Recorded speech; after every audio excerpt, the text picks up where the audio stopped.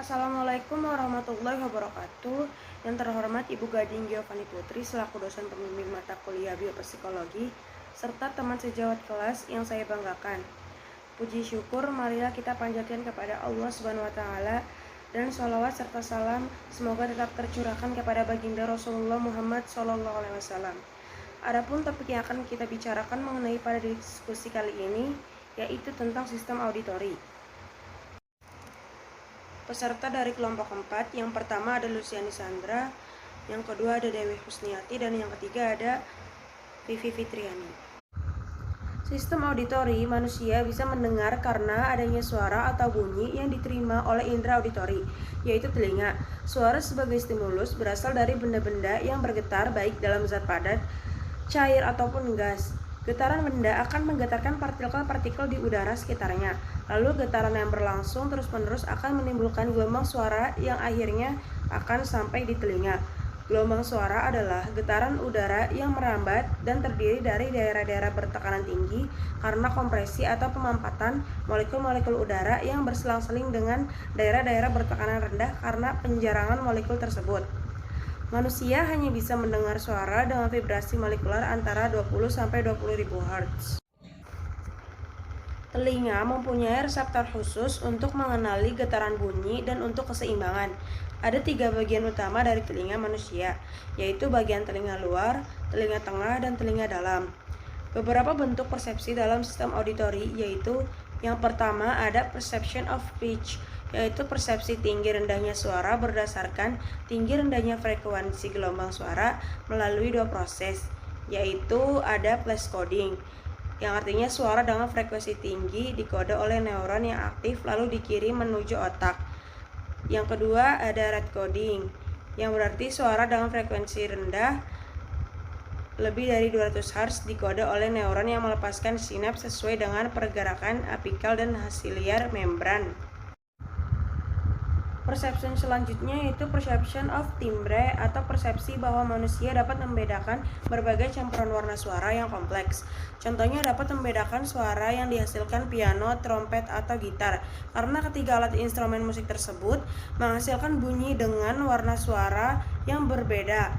Lalu ada perception of spatial location, yaitu persepsi bahwa manusia dapat menentukan lokasi sumber suara.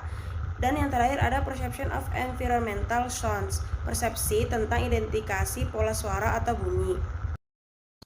Bagian-bagian telinga. Telinga bagian luar, auricula daun telinga, analis auditoris eksternal, saluran telinga luar, membran timpani, gendang telinga. B. Telinga bagian tengah, tuba eustachius, telinga tengah tersusun dari 3 tulang, yaitu tulang martil, tulang landasan, dan tulang sanggurdi. C. Telinga bagian dalam, labirin. Labirin dibagi menjadi 2, labirin osai dan labirin membran. Koklea, rumah siput. Vestibuli, kanalis, semisirkularis. C. Mekanisme proses pendengaran. Proses mendengar diawali dengan ditangkapnya bunyi oleh daun telinga dalam bentuk gelombang, kemudian dihantarkan melalui udara atau tulang ke koklea. Getaran itu akan menggetarkan membran timpani dan diteruskan ke telinga tengah melalui rangkaian tulang pendengaran dan perkalian perbandingan luas membran timpani dan foramen oval. Energi itu akan diperkuat dan diteruskan ke stapes yang menggerakkan foramen oval sehingga cairan perilimfe pada skala vestibuli bergerak. Getaran yang diakibatkan oleh cairan perilimfe akan diteruskan ke membran Reisner yang akan mendorong endolimfe sehingga terjadi gerak relatif antara membran basilaris dan membran tectoria. Proses ini merupakan rangsang mekanik yang menyebabkan terjadi defleksi stereosilia sel-sel rambut. Sehingga karena ion terbuka dan terjadi penglepasan ion bermuatan listrik dari badan sel, sehingga menimbulkan proses depolarisasi sel rambut, kemudian melepaskan neurotransmitter ke dalam sinapsis yang akan menimbulkan potensial aksi pada saraf auditoris, kemudian dilanjutkan ke nukleus auditoris sampai ke korteks pendengaran di lobus temporalis. Kerusakan pada sistem auditori. Pertama, gangguan pendengaran konduktif. Gangguan pendengaran konduktif terjadi karena gelombang suara yang tidak dapat ditransmisikan dengan benar dari lingkungan luar ke koklea. Masalah ini mungkin terjadi di kanan telinga luar, gendang telinga, tulang telinga bagian tengah, dan ruang telinga bagian tengah. Pada beberapa kasus, gangguan pendengaran ini bersifat sementara.